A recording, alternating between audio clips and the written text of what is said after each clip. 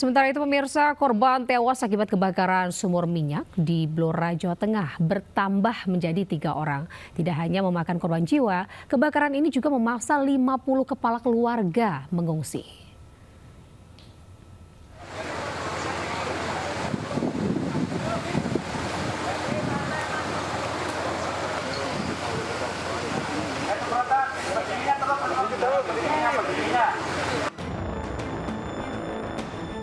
Kebakaran hebat yang terjadi di sumur minyak rakyat di Dukuh Gendono, Desa Gandu, Kabupaten Blora, Jawa Tengah belum berhasil dipadamkan.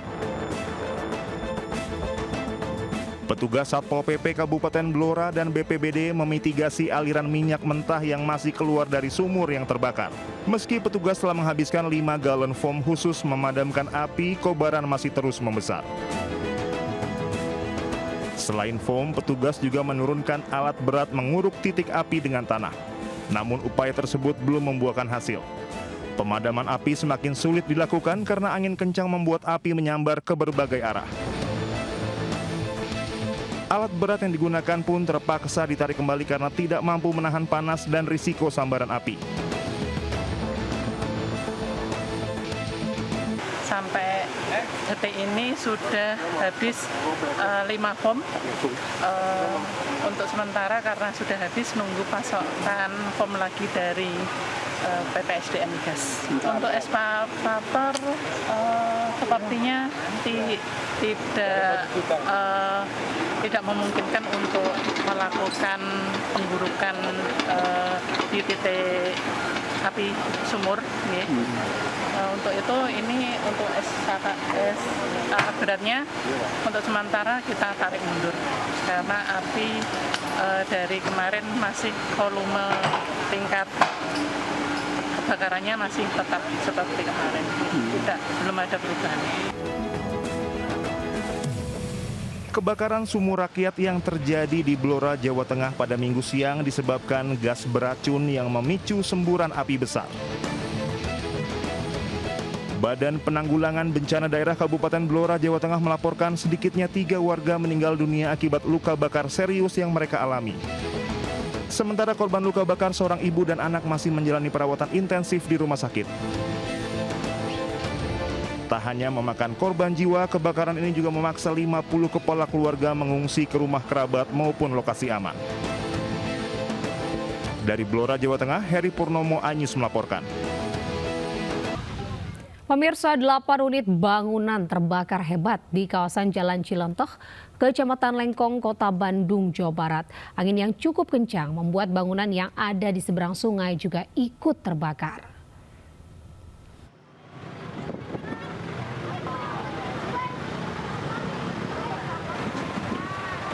Delapan rumah warga dan tempat penyimpanan barang rongsokan hangus terbakar di Jalan Cilentah, Kota Bandung, Jawa Barat.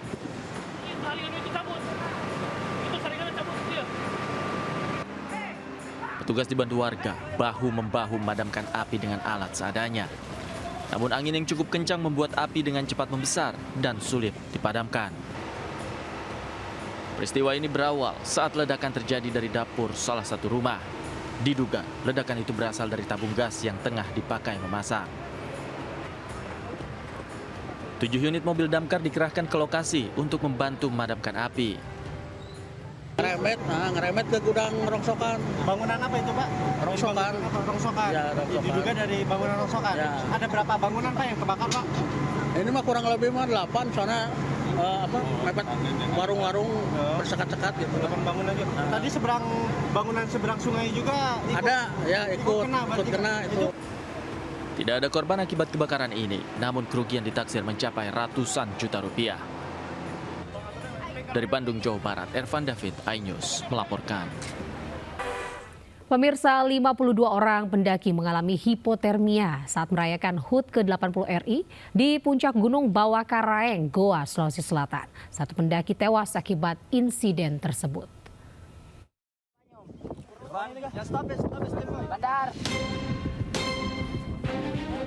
Jasad Irfan, 24 tahun, salah seorang pendaki asal Kabupaten Bone, yang meninggal dunia di Gunung Bawakaraeng, Kabupaten Goa, Sulawesi Selatan dievakuasi tim SAR. Proses evakuasi berlangsung dramatis karena jalur evakuasi licin akibat diguyur hujan. Diduga korban meninggal dunia akibat hipotermia. Saya mengikuti perayaan HUT kemerdekaan ke-80 RI di puncak Gunung Bawah Karaeng. Selain 1 orang meninggal dunia, tim SAR Merah Putih juga memberikan pertolongan kepada 51 orang pendaki yang juga mengalami hipotermia. Korban yang ditangani oleh Basarnas sampai saat ini 52 pendaki yang dimana kebanyakan mengalami hipotermia. Namun tadi salah satu pendaki asal Bone atas nama Irfan yang melakukan lintas pada tanggal 13 di Mendari Gunung Barea. Lebih dari 4.000 pendaki menaiki puncak Gunung Bawah Karaeng untuk merayakan HUT kemerdekaan ke-80 RI. Tim SAR mengimbau para pendaki untuk menunda pendakian karena saat ini suhu udara di puncak Gunung Bawah Karaeng sangat dingin. Dari Kabupaten Goa, Sulawesi Selatan, Bukma, iNews melaporkan. Sebanyak 10 pegawai dan perawat Rumah Sakit Umum Daerah R. Samsudin SH, Kota Sukabumi, Jawa Barat, positif narkoba. Dari 10 karyawan itu, 4 diantaranya merupakan ASN.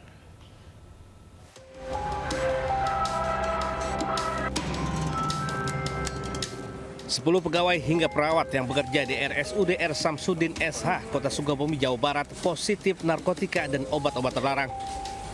Dari 10 karyawan yang dinyatakan positif narkoba tersebut, 4 diantaranya diketahui merupakan aparatur sipil negara atau ASN. Temuan mengejutkan ini diketahui setelah dilakukan pemeriksaan berkala yang dilakukan pihak rumah sakit. Ya, 5 perawat, 4 admin. Ya, 1 tadi tenaga outsourcing. Pak, terkait tas sendiri, Pak, sejak kapan, Pak?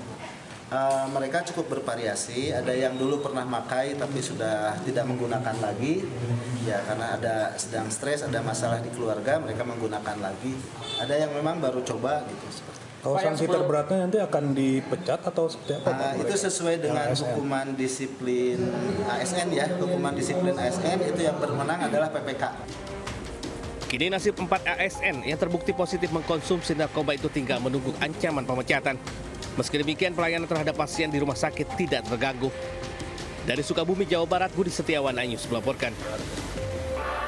Aki mobil milik perusahaan, seorang sopir truk, diamankan polisi di Polresta Padang, Sumatera Barat. Pelaku diamankan bersama barang bukti 2 unit aki truk.